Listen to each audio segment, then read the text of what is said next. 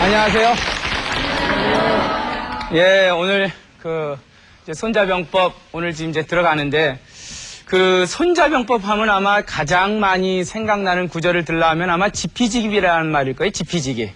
그래서 이 손자병법 하면 우리가 보통 손자병법 중에 어떤 구절이 제일 많이 생각이 납니까? 하면은 대부분들 이 지피지기. 알지자에 저피자. 그리고 알지자에 문기자. 저 사람을 알고 나를 알아야 된다. 이것이 이제 손자병법에서 가장 우리가 참 익숙하게 들어있는 그러한 구절이죠. 근데 만약에 제 상대방을 알고 나를 알려면은 일단 정확히 알아야 되는데 우리가 보통 근데 그럼 어떻게 알아야 되지? 어떻게 지피지기를 해야 되지라고 물어보면은 상당히 이제 딱 막혀요. 그러니까 지피지기라고 할 때 상대방을 알고 나를 알아야 된다. 라고 하는 이러한 목표를 위해서 우리는 다양한 방법으로 이제 상대방과 나를 아는 작업들을 할 수가 있죠. 근데 손자는 그렇게 단순하게 그냥 이렇게 주관적인 감이나 이렇게 보고 저 사람이 나보다 힘이 센 것 같다. 그렇게 손자는 지피지기를 방법을 얘기하지 않고 정확하게 분석을 해서 알아야 된다는 거예요. 지피지기를 하기 위해서 이 7개라고 하는 계산법을 손자는 제시합니다. 그러니까 7가지 계산법이라고 하는 거죠. 그러니까 이 7가지 계산법을 갖다가 그냥 계산만 해서 아는 것이 아니라 이 한문 원문을 보면은 이 교라는 말이 있습니다. 교라는 말은 우리가 보통 비교한다는 뜻인데, 그러니까 교지이 7개라라는 말을 써요. 즉, 이 7가지에 제시하는 계산법을 가지고서 비교를 해봐야 된다. 누구와 누구를 비교해봐요? 네? 저 사람과 나를 비교를 해보라는 얘기예요. 그러니까 주관적이 단순한 감 갖고 그냥 이렇게 딱 보고 비교하는 게 아니라 아주 정확하게 하나하나 항목을 만들어서 비교를 해보라는 거죠. 그래서 이 손자병법에 우리가 지금 배우고 있는 시계편의 중요한 화두가 뭐냐면 바로 7가지 계산법입니다. 이제 그 계산법을 오늘 우리가 공부를 하겠는데 7가지 계산법의 내용을 7개가 뭐냐 하면 일단 제가 전체적으로 말씀을 좀 드려볼게요.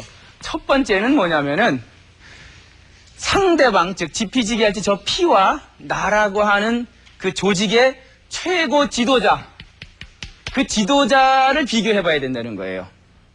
그러니까 저쪽이 최고 지도자와 우리의 최고 지도자. 그리고 두 번째는 뭐냐면 그 지도자가 임명한 저쪽의 장군과 우리의 장군의 능력을 비교해 봐야 된다는 거예요. 그 다음에 이제 3개, 세 번째 계산법이 그러면은 저쪽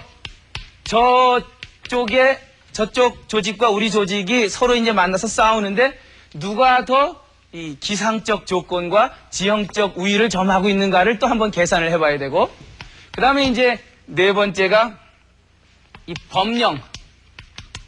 이 법령이란 거는 우리가 오사에서 배웠어요. 그러니까 이 조직과 시스템을 한번 비교해 봐야 된다. 상대방과 그 다음에 우리 편에. 그 다음에 이제 다섯 번째가 상대방이 갖고 있는 무기와 우리의 무기, 그리고 상대방의 병력의 수와 우리의 병력의 수, 병중을 비교해 봐야 된다. 제가 지금 이렇게 쭉 얘기를 들고 있지만 하나하나 다 설명을 해 드릴 겁니다. 그래서 이 7개에 대해서 정확하게 이 7개를 통해서 비교만 하면은 이제 지피지기의 어떤 그 결과가 나올 수 있어요. 그 다음에 6개, 뭘 갖다 비교해 봐야 되느냐? 저쪽의 장교들과 그리고 이 병졸들, 우리의 장교들과 병졸들의 이 능력을 한번 비교해 봐야 된다라는 거고, 그 다음에 이제 마지막 7가지, 7번째 7개가 이제 상대방과 우리 조직이 이 상을 주고 그 다음에 이 벌을 주는데 이 상벌이 어디가 더 명확하게 진행되고 있느냐. 자, 오늘의 지금 목표는 지피지기를 하기 위해서는 이렇게 7가지의 아이템을 갖고 이제 한번 상대방과 나를 비교를 해봐야 된다라는 것이 이제 오늘의 주제입니다. 자, 그러면 첫 번째, 이 첫 번째 비교해야 될 게 이제 저쪽 집단과 우리 집단의 최고 지도자인데 그 지도자 중에 누구 숫자입니다. 누가 더 이슬류자의 길도자. 저쪽 상대방의 최고 지도자와 우리 지도자 간에 누가 더 도를 갖고 있는가, 이거를 비교해 봐야 된다는 거예요. 근데 우리가 지금 도에 대해서는 몇 번 언급을 했습니다. 즉 손자가 얘기하는 도라고 하는 것은 관념적이거나 추상적인 도가 아니라 바로 리더십이라고 몇 번 우리가 강조를 했어요. 즉 저쪽과 우리의 최고 지도자가 누가 더 리더십을 갖고 있느냐가 이제 이 손자병법의 가장 그 중요한 첫 번째 이 계산법인데, 그 리더십이란 게 뭡니까? 리더십. 그 조직의 장이 그 조직을 끌고 가는 어떤 힘이죠. 근데 그 리더십이 뭐냐고 제가 물어보면은 글쎄요, 어떤 사람이 리더십이 있는 지도자입니까? 돈 많아서 왜 조직원들한테 돈을 막 뿌리고 다니면서 밥 사고 하는 사람이 리더십이 있을 수도 있죠. 또 덕장이라 그래서 인격과 덕을 갖추고 이제 조직원을 끌고 가는 리더십도 있고, 또 지장이라 그래서 아주 지적인 분석력을 갖고 이제 조직원을 끌고 가는 리더십도 있고, 저쪽의 상대 최고 지도자와 우리 지도자 간에 누가 더 진정한 리더십을 갖고 있느냐, 즉 누가 더 정치적인 합의, 즉 조직원을 하나로 이렇게 합하는 그 힘을 갖고 있느냐가 첫 번째 지피지기의 방법론인데, 구체적으로 리더십을 얘기하라 그러면 상당히 다양한 방면의 리더십이 있다는 거예요. 이게 굉장히 중요한 포인트입니다. 제가 한번 그 산동성에 가니까 산동성 기질이 있어요. 무슨 기질이냐면은 중국이라고 하는 거대한 땅덩어리에 장군들이 한 1,500명 되는데, 그 1,500명의 장성들 중에 3분의 1, 500명이 산동성 출신들이에요. 그러니까 산동성 사람은 벌써 딱 중국 사람들이 느끼기에 의리의 사나이들, 친구를 위해서 감옥에 대신 가는 그런 어떤 이 친구의 의리가 있는 사람들, 뭐 이렇게 그 산동성 사람들은 알려져 있으니까 술 잘 먹고 통쾌하고 계산적인 것보다는 아주 이 어떤 그 인간의 정을 중시하는 그런, 그러니까 군대에서는 그런 리더십이 필요하죠. 그래서 산동성 출신 사람들이 이 군대라든지 또 이 암흑가를 좀 지배하고 있습니다. 중국의 암흑가는 산동 출신들이 굉장히 많아요. 통쾌하고 뭐 의리를 지키다 보니까. 그래서 그런지 이 산동성의 이제 그 공자의 고향이 산동성이에요. 그래서 이제 공자의 고향 곡부에 이렇게 갈 일이 몇 번 있었는데, 가서 그쪽 그러니까 이 산동성 곡부시에 있는 그 중국 관료들하고 같이 이렇게 술을 먹으면 그쪽에서 술을 대접하는데, 뭐 이런 잔에다 이제 그러니까 그 사람들은 처음부터 아무 얘기를 안 해요. 그냥 술부터 마시고 시작하자는 얘기를 해요. 그래서 아주 굉장한 독한 독주를 일단 한 잔을 줍니다. 그리고 이제 시험을 해보는 거예요. 그래서 저도 이제 술이라면 좀 뒤처지지 않으니까 그냥 안주를 안 먹어야지 그 사람들은 더 좋아해요. 안주를 많이 차려줘요. 그렇지만 안주 먹으면 저 사람이 몸 생각하는구나 뭐 이런 느낌이 들어서 그런지 안주도 먹지 않고 이걸 3잔을 들이켰어요. 그리고 바로 토했죠 그냥. 그러니까 앉아있던 그 산동성 관료들이 딱 일어나서 박수를 탁 치는 거예요. 그러면서 너는 정말 대단한 사람이다. 정말 네 몸을 다쳐가면서까지 그토록 우리의 호의에 응답하다니 이제부터 우리 다 친구하자. 이제 그게 한 번만 더 가면 형제하자 그래요.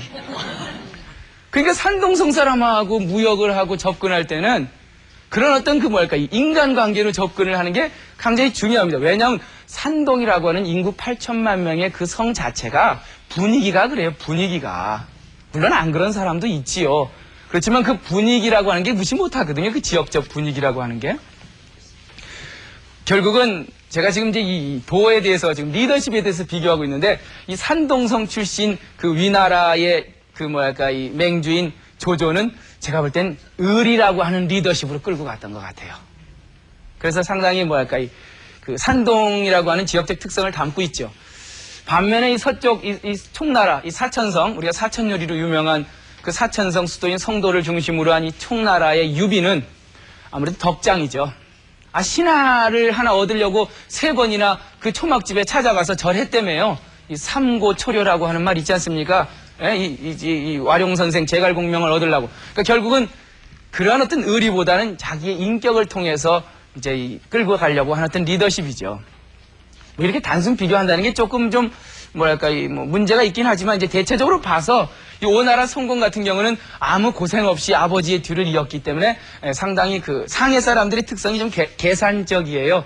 그래서 이 상해 사람들한테는 아주 이 돈 계산에 대해서 정확히 해줘야 됩니다. 그래야 아직 그 사람들은 충분히 이해해요. 그러니까 만약에 우리 한국에서 가까운 이 산동 지역, 그러니까 청도, 이엔타이 이러한 이 청도나 이엔타이를 중심으로 한 산동 지역에 진출하려 그러면 이 산동의 어떤 의리적인 그러한 풍토에 맞춰서 접근을 해야 되고, 이 상해 지역으로 들어가려면 굉장히 그 계산적이고 심리적인 측면에서 접근을 해줘야 되고, 또 이 사천성 가면은 이 명분으로 좀 접근을 해줘야 돼요.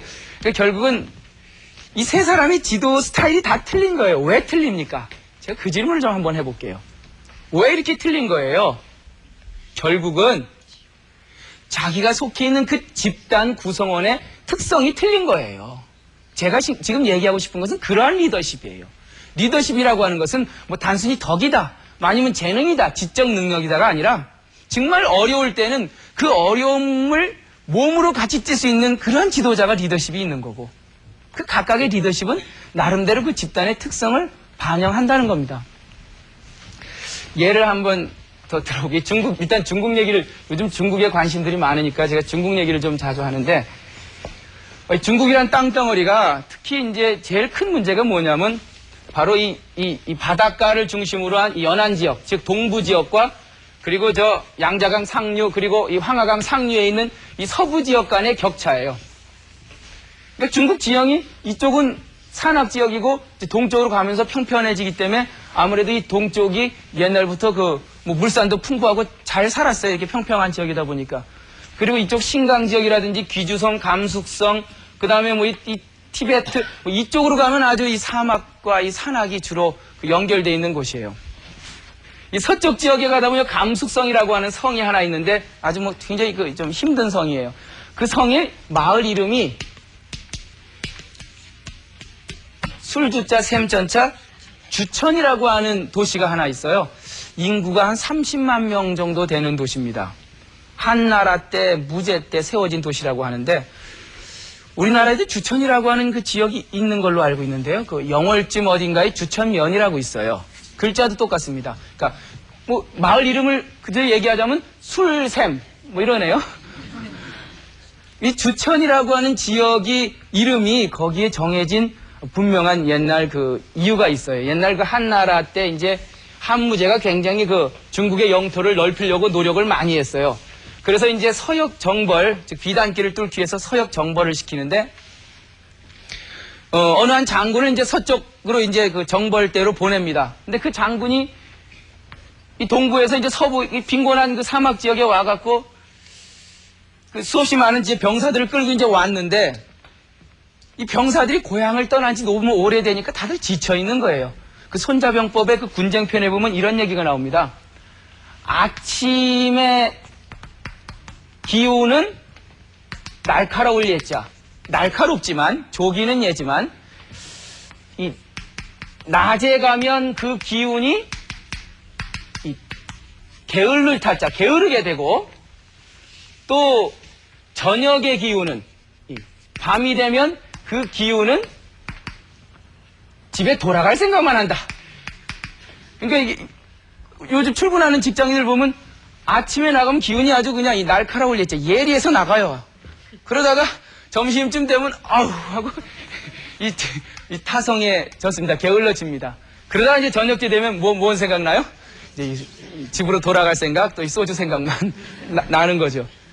결국은 서역으로 정벌된 이 한나라 무제의 정벌군이 이게 처음에 갈 때는 굉장히 굉장히 날카로운 어떤 예리한 사기를 갖고 갔는데, 서역에서 몇 년간 전쟁을 하고 땅을 넓히다 보니까 괜히 다 지쳐 있었어요.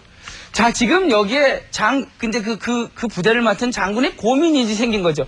어떻게 지금 집에 돌아갈 생각만 하고 있는 이 병사들의 기운을 아침 기운으로 바꿔놓느냐. 결국 그게 리더십이거든요. 그 리더십에 대해서 고민을 한 거예요. 제가 아까 서두에 얘기했지만 리더십이라고 하는 것은 단순히 뭐 덕이다, 뭐 지적 능력이다 이렇게 할 수 있는 게 아니라 다양한 상황을 고려한 리더십이 나와야 된다고 제가 아까 서두에 말씀을 드렸습니다만, 그때 마침 이 한나라 무제한테 이제 술이 한 병이 내려왔어요. 그 술은 뭐냐면 이 서역 정벌에 대해서 굉장히 축하하는 의미에서 이제 이런 술을 한 병 장군한테 하사를 합니다. 장군이 그 술을 받고 보니까 얼마나 감격스러워요. 이 황제가 술을 내려줬으니까. 그래서 이제 그 술을 이제 장군들하고 이렇게 먹으려다 보니까 자기랑 같이 고향 떠나왔던 수없이 많은 그 지쳐있는 병사들의 눈이 이게 아른거리다란 말이에요. 그래서 가만히 생각을 해보니까 이 술을 나 혼자 먹는 거는 이게 의미가 없다고 본 거예요. 이제 그 사람이 생각하는 리더십의 차원에선. 그래서 그 사막 오아시스의 병사들을 다 모읍니다. 모아갖고는 이 술이 이게 황제가 주신 술이다. 다들 이제 막 굉장히 그 감격해하죠. 이 술을 여러분과 같이 하겠다. 그리고는 전령을 시켜서 그 술을 그 오아시스 물에다가 쏟아 붓습니다. 그리고는 그 물을 한 잔씩 탁 떠먹어요. 그리고는 탁 취한다. 그게 리더십이에요.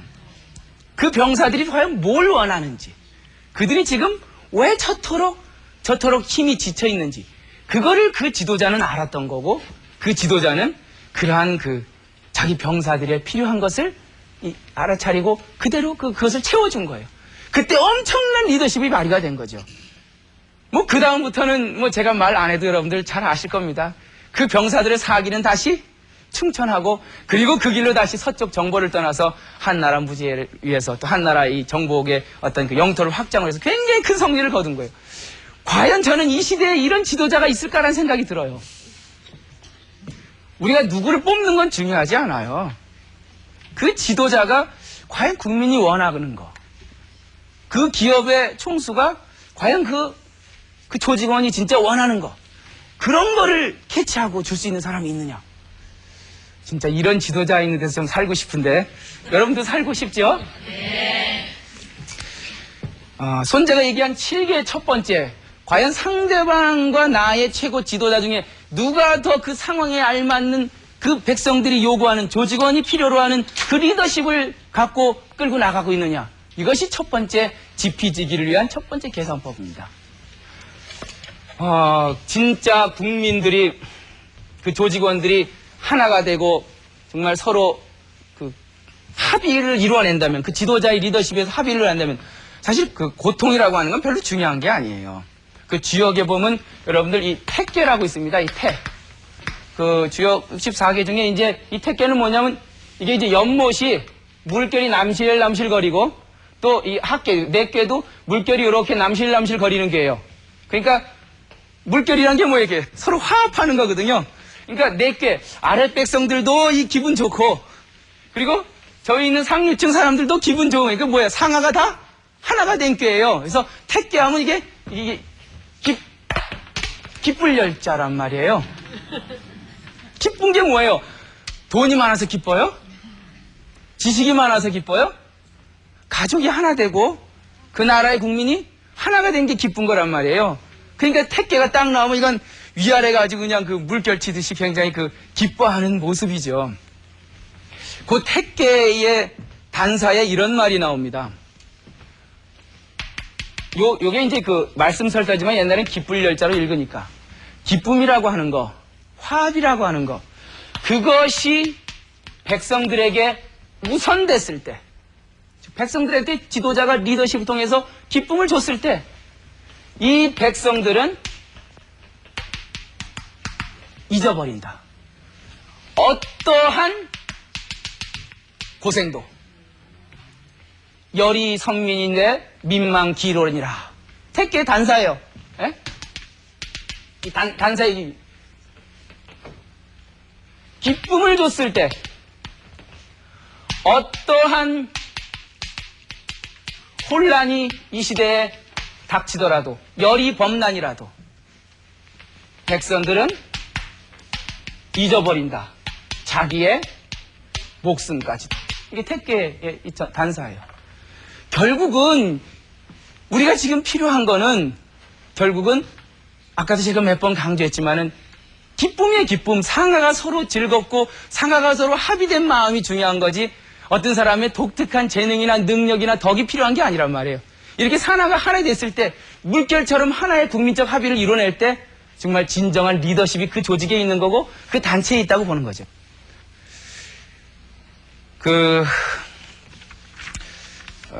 리더십이라고 하는 건 우리가 뭐 간단하게 참 얘기할 수가 없어서 상당히 좀 예민한 문제이기도 해요. 그러면 어떻게 그 상황을 파악하고 내 조직에 있는 구성원들이 뭘 원하는지, 또 그들이 지금 가장 부족한 게 뭔지 어떻게 캐치하냐. 그건 리더가 할 일이죠.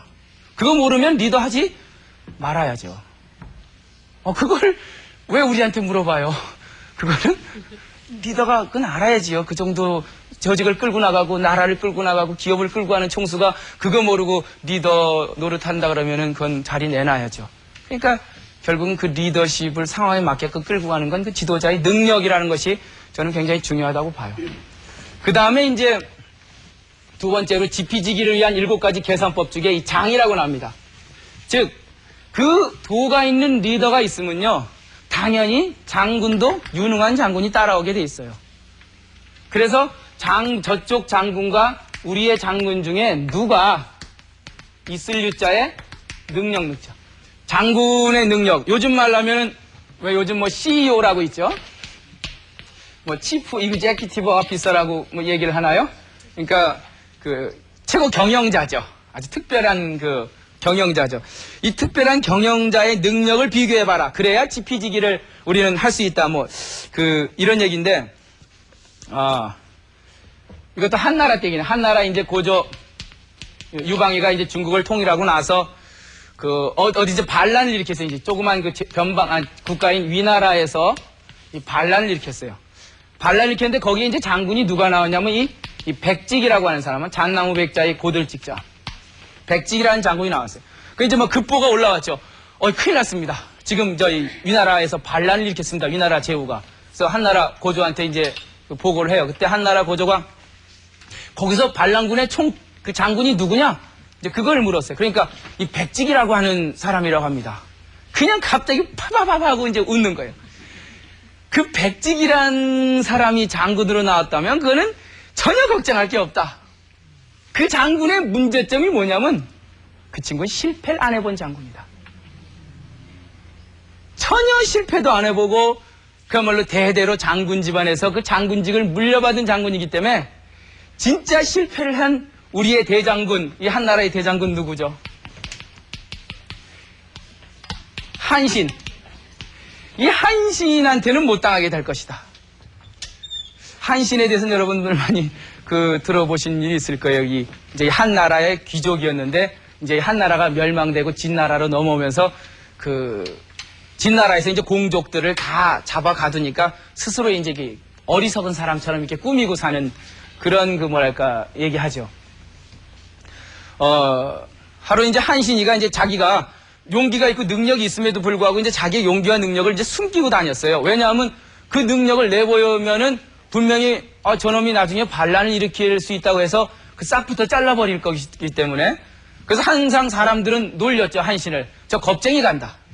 옛날엔 귀족이라 그러더만 이제는 저 겁쟁이가 칼만 큰 거 차고 저 저작거리에서 마치 이 대원군이 자기의 그 능력을 숨기듯이 겁쟁이로서 저게 이제 보였던 거죠. 그래서 그 동네 저 푸죽간집 아들이 그 한신이가 이제 지나가는 걸 보고 한신이를 불러요. 한신이 일로 와보라고. 너가 옛날에 귀족의 아들이라 그러는데 내 가랑이 밑을 한번 지나가 봐라. 그래도 명문 귀족의 후손인데 그 한신이 거길 기어 들어가요. 때를 기다린 거죠. 때는 올 거다, 분명히.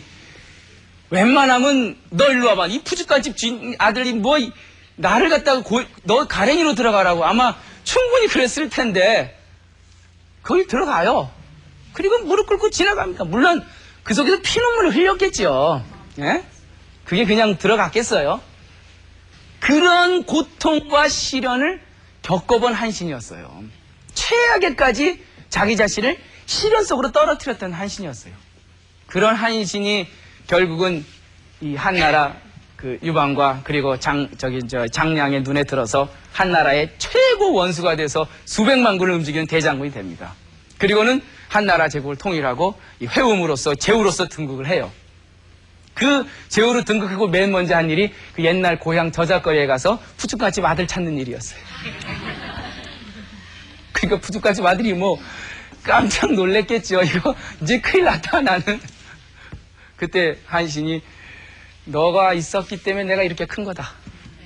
그리고는 요즘 말하면 장교로 이제 임명을 해요. 도의라 그러는데 그런 한신이라는 거예요. 그러니까 위나라 장수 너희 백직같이 그렇게 그 실패를 안 해본 그걸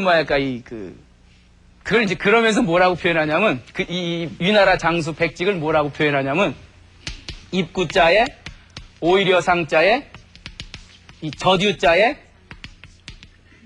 냄새치자 구상유치라 그래. 구상유치. 입에서 오히려 젖 냄새가 난다. 너무 물탕이란 말이에요. 구상유치 같은 백직놈이 아무리 쳐도와도 우리의 CEO, 우리의 한신은 못 당해낼 것이다. 그 서양 속담에 그런 속담이 있다는데요. 실패한 경험이 없는 성공은 진정한 성공이 아니다. 물려받은 성공은 진정한 성공이 아니라는 거예요. 언제 무너질지 모르니까. 근데 뭐 요즘 보면은 물려받은 성공이 꽤 있는 것 같아요. 뭐 재벌들 뭐 좋은데 유학 갔다 와서 그냥 27살에 뭐 상무 보했다가 뭐 30살에 회사 사장 되고 변칙 증여해갖고 빵빵하게 위기 관리 능력이 많이 있을 겁니다, 아마. 그렇죠?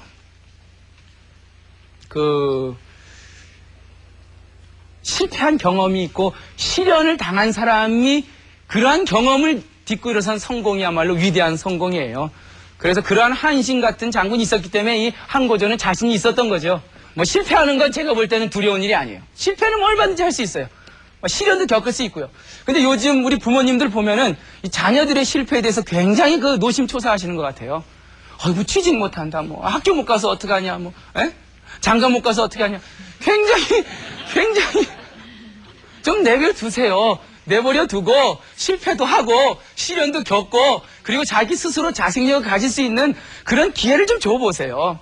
내가 다 키워서 과외시켜갖고 뭐 학교 보내서 졸업해갖고 취직해서 그리고 집까지 사줘서 결혼해서 애 낳으면 애까지 봐주고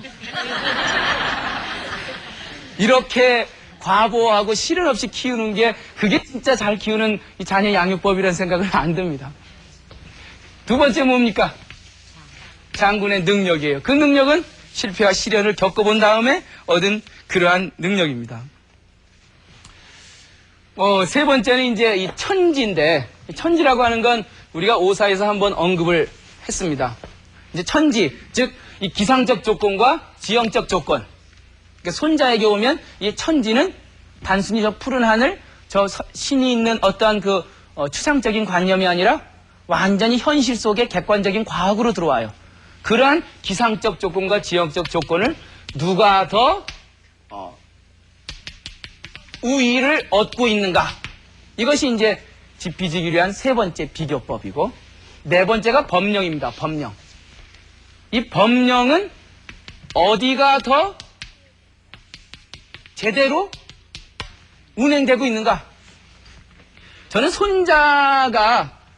이 손자병법이 참 이게 싸워서 이기라고 하는 얘기는 하고 있지만 그래도 우리한테 이 손자병법이 그래도 의미를 더욱더 주는 것은 바로 이러한 부분이에요.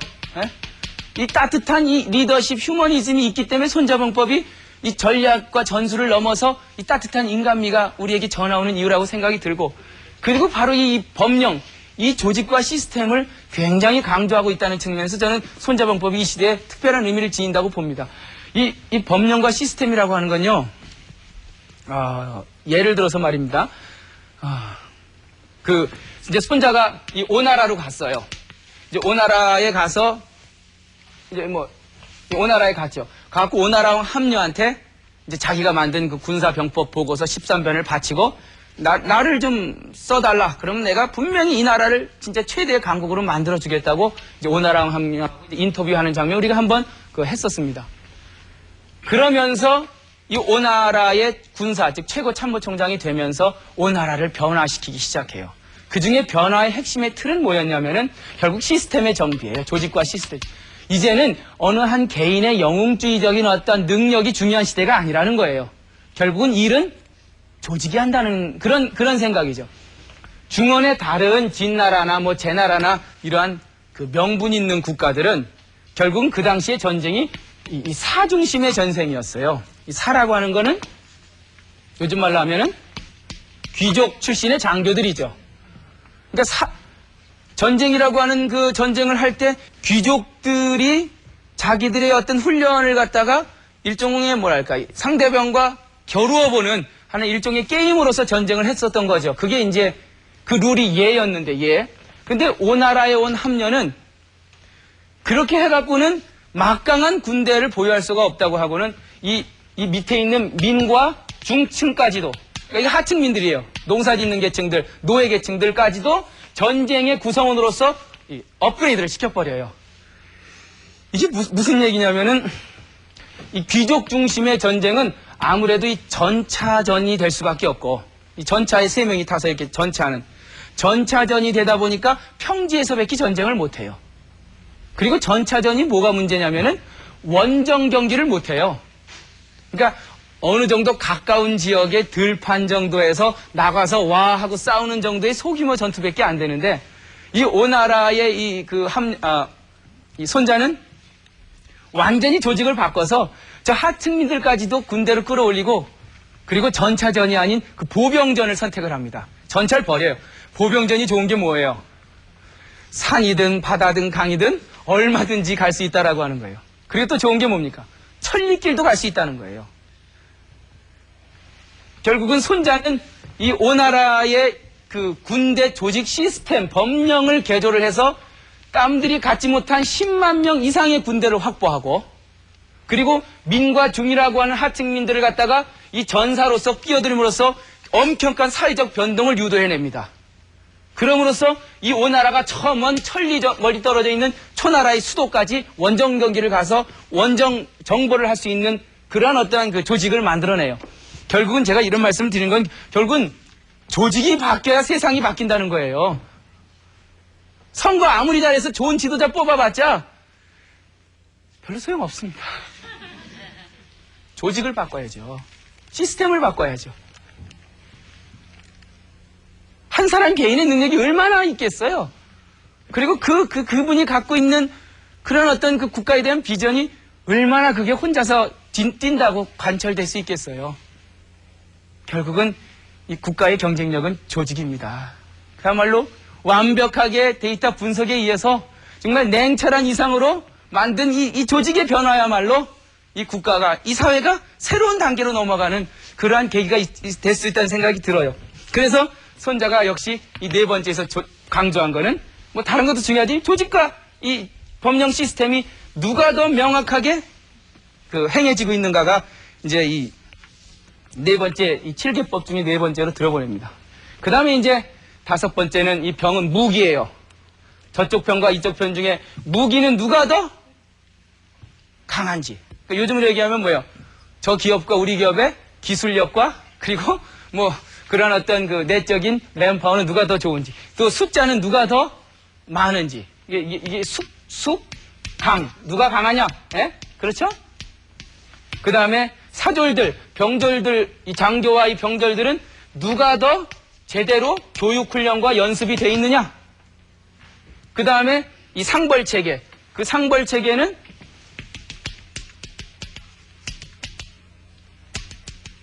누가 더 명확하게 시행이 되느냐? 전체적으로 지금 7개에 대해서, 지금 이러한 7개, 이 7개가 뭐예요? 지피지기를 위한, 상대방과 나를 비교해서 정확하게 적과 나의 실제를 알기 위한 하나의 방법론이란 말이에요. 그래서 이 7개라고 하는 것은 여러분들이 혹시 모르시는 분 있어요? 이 7개에 대해서 우리가 이 사회를 살면서 지도자의 리더십 중요한 거 알지요? 최고 경영자, 그리고 뭐 자연적 조건, 뭐 조직 법령 시스템 다 알지만 여러분들 실제로 그렇게 저 7개에 의해서 지피지기법으로서 살고 계십니까? 아, 살고 계신다는 얘기네요. 실제로 저렇게 하다못해 여러분들 이사를 하나 가더라도, 또 뭐 주식을 투자해도, 뭐 부동산 청약을 하든, 내 자식 뭐 취직을 갖다가 시키든, 그야말로 어떤 일을 도모함에 앞서서 저렇게 객관적인 데이터 분석법을 그대로 시행해서 내가 이번 도모하는 일이 내가 과연 성공할 것이냐 아니면 실패할 것이냐를 분명히 따져보고 그렇게 과학적으로 살고 계시냐고요. 자, 손자병법에서 가장 중요한 화두인 상대방을 알고 나를 알아야 된다. 근데 그것은 단순히 우리가 주관적 감이나 그야말로 나의 감성적 인식으로 아는 것이 아니라 철저하고 냉철한 이성을 갖고서 한번 분석을 해봐야 된다는 거죠. 그리고 손자는 그것을 7개의 새로운 분석 틀을 제시합니다. 이러한 그 객관적인 분석 틀이야말로 우리가 이 시대에 다시 한번 손자병법을 통해서 좀 더 냉철한 이성을 갖게 할 수 있는 그런 어떤 그 좋은 계기가 된다는 생각이 들어요. 우리는 어떤 일에 앞서서 그것이 이기는 것이 중요한 것이 아니라 그야말로 내가 안 다치기 위해서는 이러한 냉철하고 객관적인 이 분석 틀을 이용해서 사는 그러한 지혜를 길러야 될 거라는 생각이 듭니다. 오늘 강의 모두 마치도록 하겠습니다.